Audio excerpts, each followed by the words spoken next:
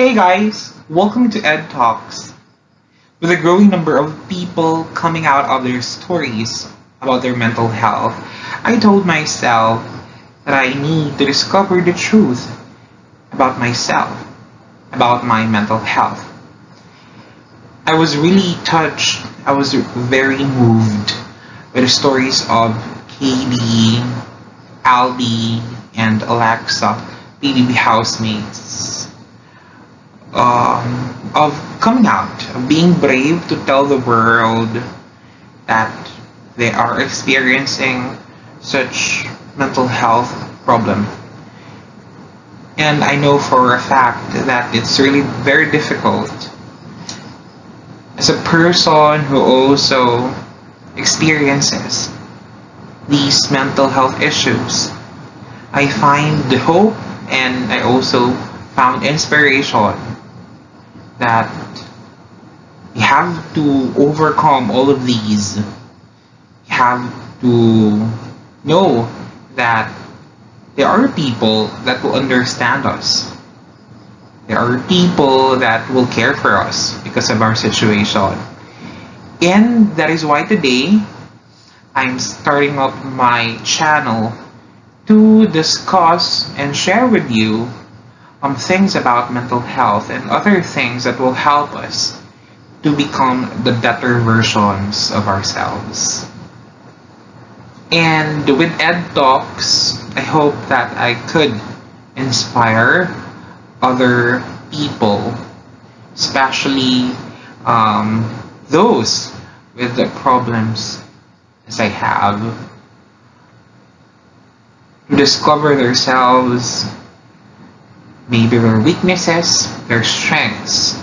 And as a disclaimer, I am not a professional or an expert on this field. I have not studied intensively, really, on mental health, but I am now a student willing to learn, to gain knowledge, to gain very important inputs about mental health and the things that I need so that the best of me will be drawn out. So welcome to Ed Talks, and today let us learn together about our mental health.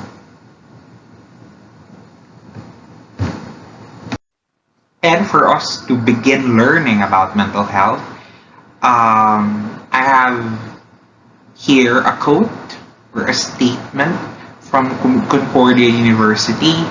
It says, "Building good mental health is one of the most important things you can do to enhance and maintain your overall optimal health."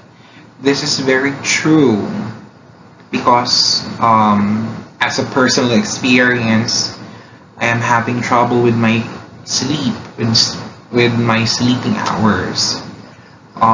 In fact, I'm taping or I'm filming this now very late at night. I just can't sleep even if I force myself to sleep. I was recently diagnosed with generalized anxiety disorder, and my physician told me that insomnia is one of the symptoms of generalized anxiety disorder.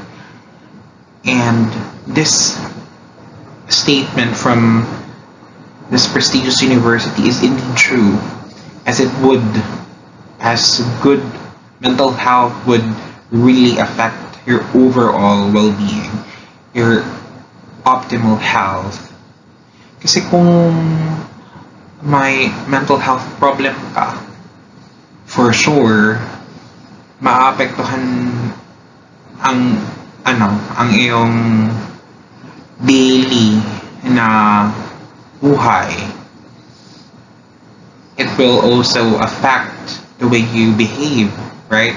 The way you feel, the way you think, and generally your day-to-day life. And this is really very sad. But I am still hoping that he can overcome this through time, through people that will listen to us. Okay, so by definition, according to Concordia University, I have also included the link as my reference for this presentation, for this learning. Thank you to Concordia University. So by definition, mental health has no consensus or definite definition. However, the World Health Organization, or WHO, describes mental health as a state of psychological well-being, our psychological and mental aspect, in which the person recognizes their abilities, yung mga kakayahan po natin, that can cope with the normal stresses of life. Yan. Can work productively and fruitfully, and is able to make a contribution to his or her community. So by definition, yan po yung mental health. Yung kalagayan ng ating pag-iisip, our abilities, ating mga kakayahan natin na ma-handle yung stress daily with our lives, nakakapagtrabaho ng maayos at nagbubunga ng maganda. And we are able to contribute, may nagagawa tayong mabuti sa ating community. We have contributed something that is remarkable, something that helps our community. That's by definition according to World Health Organization. But in the past, the focus of mental health was directed towards problems such as depression and anxiety. By that, there is a worldwide problem, especially on the younger generation, itong depression and anxiety. Again, disclaimer, I am not a pro or an expert on this one, but I am also learning with you. Let's learn together. I am also at the beginning stage of my mental health crisis right now. So, I'm researching about this. So, I want to share it with you. So, again, itong depression and anxiety, later on with our next episodes, let us one by one learn about depression and anxiety, ano yung pagkakatulad, pagkakaiba nila. So today there is a shift towards a holistic approach that includes mental wellness, mental fitness, and other qualities that help an individual grow and flourish. Yun. So itong dalawang terms, medical terms, na depression and anxiety, really are big issues that we need to tackle. Especially as per personal observation, I have encountered conversation on this, but di masyadong ganun kabigat. I mean, the magnitude is not that sufficient for a good platform to discuss on this on a greater scale, so that people will have more awareness and education. So let's be thankful to social media platforms for giving the opportunity, the chance to talk about all of these, as these are again essential to our overall well-being. So yun, in the coming episodes we will be talking more about depression and anxiety and its symptoms. But for now, let us have the benefits, since pag-uusapan na natin itong good mental health. So ano bang benepisyo na pwede nating makuha out of a good mental health. So these are more likely to have, or those with good mental health are more likely to, first, cope up effectively with life's difficulties and challenges. So, by definition kanina, have the ability to overcome the challenges. We have coping mechanisms. So, later on, we will talk about that on the next episodes. Ano yung mga pwedeng gawin? Ways effectively to overcome these difficulties and challenges. Next, we have perform better at school and work. So, even in the millennial group, and in the younger generation, we can all relate to this. If you have problem with your work and even at school, but not technically, it is ano tawag doon, is related na kaagad to mental health. Itong discussion na ito would remind us that before we confirm our situation to as a mental health problem, kailangan talaga ng professional, an expert to confirm, because i-assess kasi kayo niyan.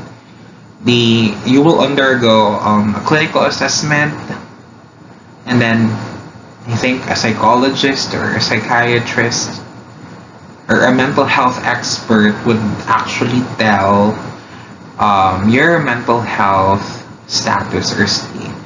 So, but napag-uusapan na rin, if you are doubtful or you're believing that your situation is worst. So, sabi ng friend ko sa Kumu niya, sabi niya, kuya, magpaano ka na. And even if my cousin told me, because she was also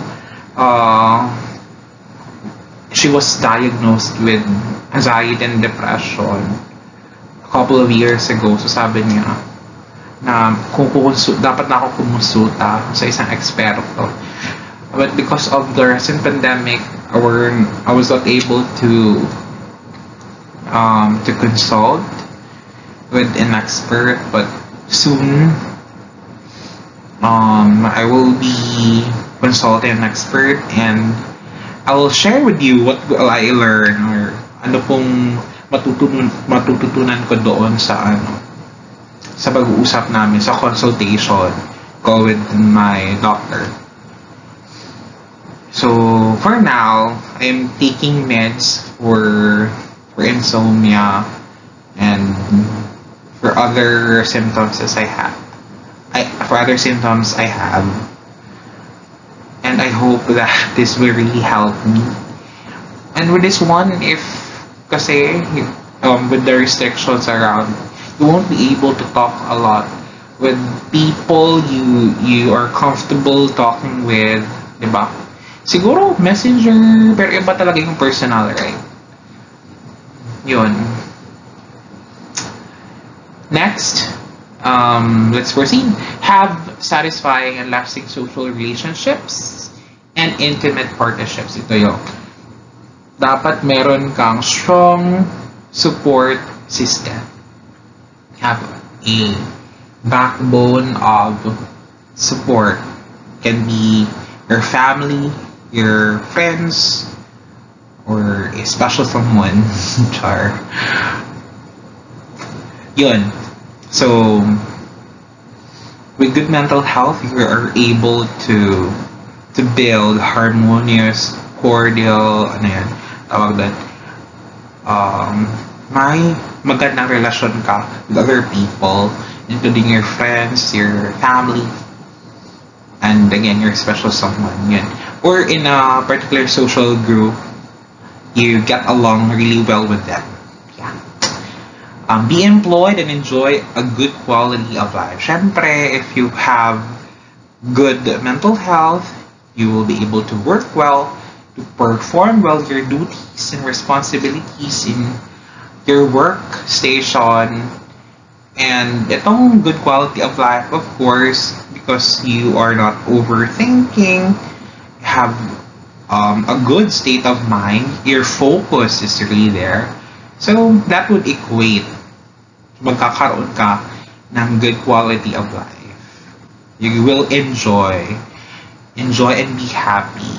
So those who are experiencing a mental health crisis, siguro let us learn from this to mahirap mahirap talaga maging happy. Pero, susubukan natin. Let us try to be happy in just small little ways siguro. Let us start within ourselves. Let us not hate ourselves. Yun. Let us love ourselves, of course. And personally, madaming personal na sharing. Personally, I doubted myself. I doubted my capabilities. I never accepted my flaws. Yung mga hindi magandang bagay about me, about my personality.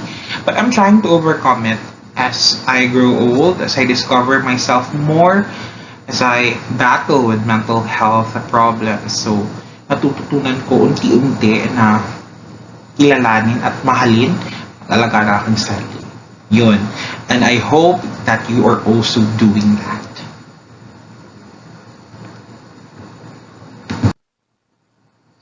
Okay, andito pa. Good mental health is not simply the absence of mental illness. Hindi pala mental illness ang yung indicator na may good health ka. I mean, hindi pala indicator na wala kang mental problem para masabing may good mental health ka. But the National Mental Health Association lists some characteristics of good mental health. We have the following qualities. 1, if you will say, I generally feel good about myself. So you have good mental health. I am happy about myself. I am contented about myself. Generally, you feel good. You don't feel bad at all. Parang ganun. Again, I am not an expert. My third disclaimer, we are learning together. Okay? I am able to accept life's disappointments. Yan, personal sharing na naman. Ito, I have a lot of regrets and disappointments in my life.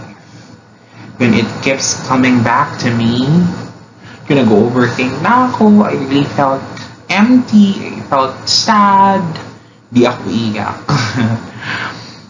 At yun, kung may good mental health state ka, you're able to accept these disappointments, regrets, mga ganon. I don't become overwhelmed. Nasa third na po tayo. I don't become overwhelmed by emotions such as fear, anger, love, jealousy, guilt, or anxiety. In short, you have control of your feelings. You have control of your emotions. So, yun, na-handle mo mabuti. But, with me, minsan, I really felt emotions are controlling me. Ganyan.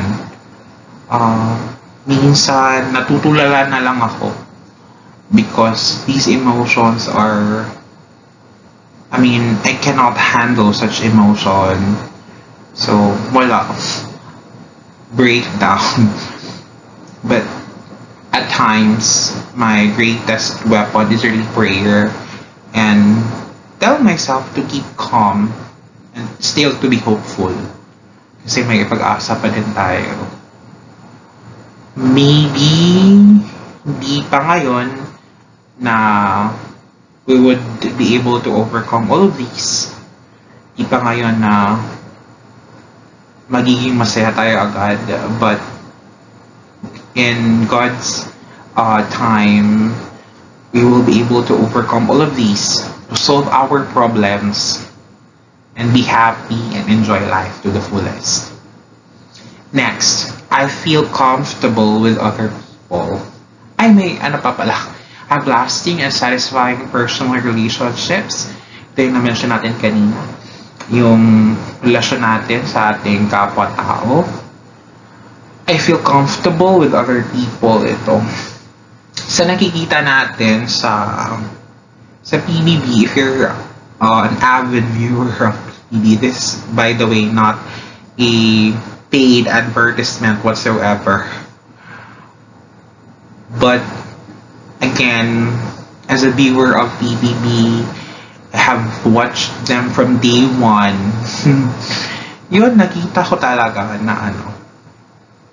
They have, I mean, there are housemates that have trust issues.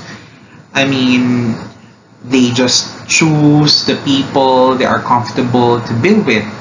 Pero I think it's innate for us people na ano talaga to find someone na komportable tayong makipag-usap, na komportable tayong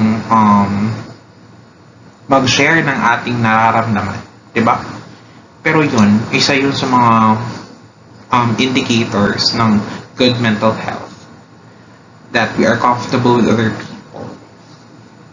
Yun. I can laugh at myself and with others. No, ang hirap i-explain. Ano kaya ito?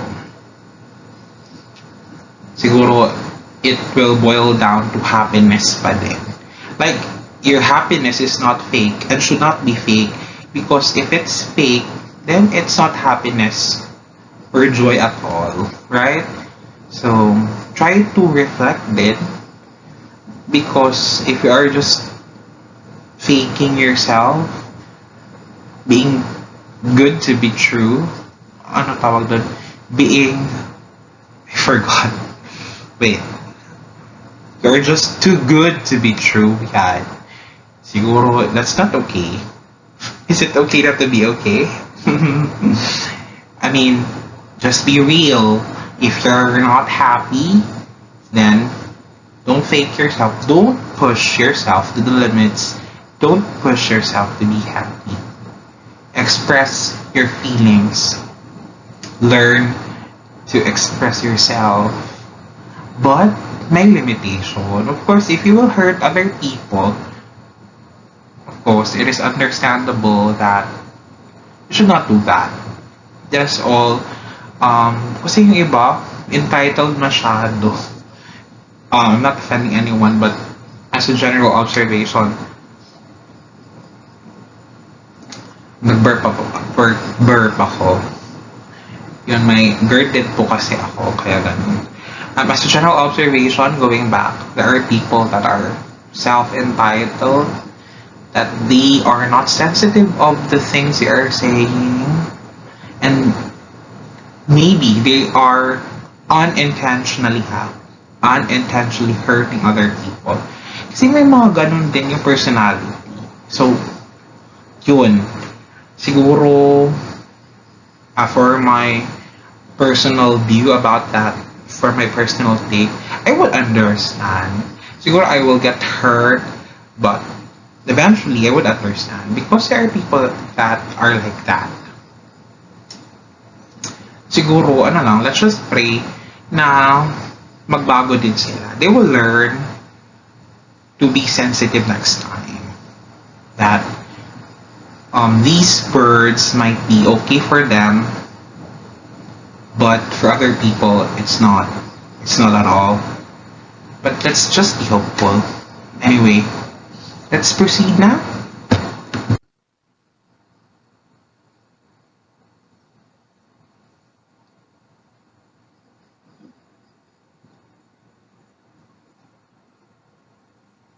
Ayan. I have respect for myself, for others, even if there are differences. Masyado akong, I'm very talkative. But in a group, I am not. I am observant. But when I'm happy, I laugh. I just enjoy the moment. So ito, I have respect. Syempre, dapat lang talaga may respeto tayo sa ating sarili at sa ibang tao. Kasi nga, every one of us have similarities. At the same time, we also have differences. May pagkakaiba din tayo.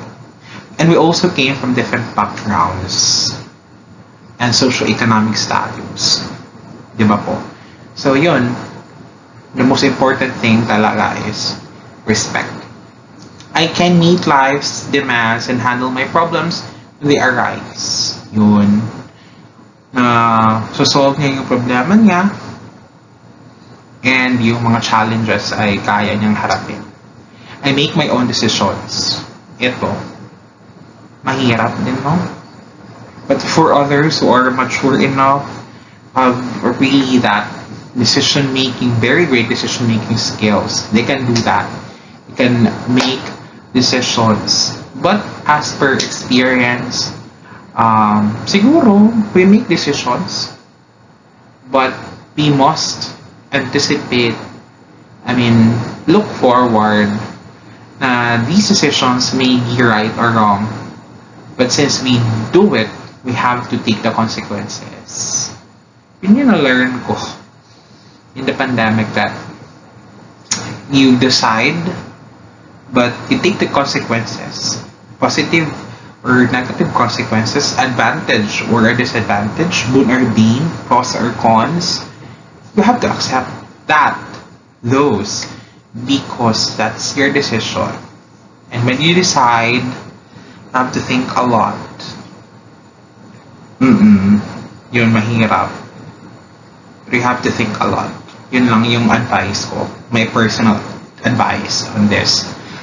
So, I shape my environment whenever possible and adjust to it when necessary. Other qualities highlighted by various mental health resources include being able to regulate emotions. Ito na yung sinasabi ko. But remember always that your emotions are valid. Do not fake it. Be true to what you really feel. Kasi yun yung nakakapagpasuffocate. No, you can't open up. Yun yung mahirap. So I'm also learning to open up myself. Yan. Respond to disappointments. Paano mo yun i-handle? Proportionally. Meaning with sound thinking, with sound mind, na wala kang masasagasaang tao. Not literal, ha? It will not cause another problem. Good. And realistically evaluate the importance of both successes and failures. This is what I'm saying kanina. Have to know and to be aware of the consequences, whether good or bad. I have to face it because that's reality, right? Yun. So if you have all these qualities, maybe pasok ka sa may good mental health. But again, disclaimer, we just got it from one source, and iba pa rin if you will talk to an expert. But here in Ed Talks, we just discover more. This is somewhat a discovery, an exploratory journey with me in this platform na may makukuha tayong mga aral. And I believe na with these small steps, we can be able to gain things, learnings, na pwede natin i-apply sa ating mga sarili. Tama po. Ayan.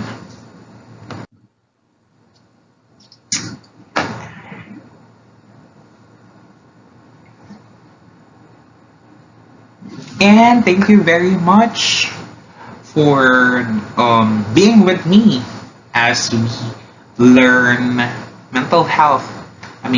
As we learn about mental health. So those are just overview. about mental health. On our next episodes, we will dig in more about this pressing issue that we have to discuss. So let us continue discovering the truth. I am Ed. Thank you very much. Have a spectacular day and more power to you. Stay who you are and stay happy. Thank you very much.